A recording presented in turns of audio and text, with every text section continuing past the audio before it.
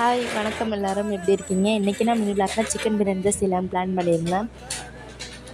ஏன்னா சிக்கன் எடுத்து கிட்டத்தட்ட வீட்டில் 1 மந்த் கிட்ட ஆயிடுச்சு கறின்னு எடுத்து.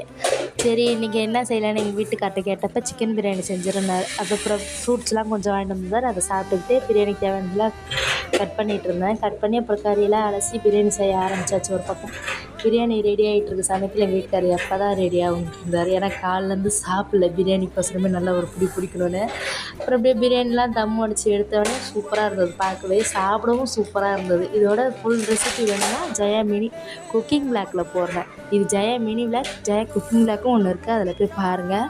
போய் சாப்பிட்டுட்டு அப்புறம் எங்கள் அம்மா கொஞ்சம் சாப்பாடு எடுத்துக்கிட்டு கள்ளக்குறிச்சியில் ஒரு கபடி மேட்ச் நடந்துட்டு இருந்தது. அதை பார்த்துட்டு அப்படியே வீட்டுக்கு வந்தோம். வீட்டுக்கு வரும்போது எங்கள் வீட்டுக்கார் பார்த்தியா எப்படி விளாட்றாங்க, நீ இதில் விளாட நானும் ஒன்று சேர்த்துறோன்னு மோட்டிவேஷன் தான், ஒரே மோட்டிவேஷனாக தான் இருந்தது.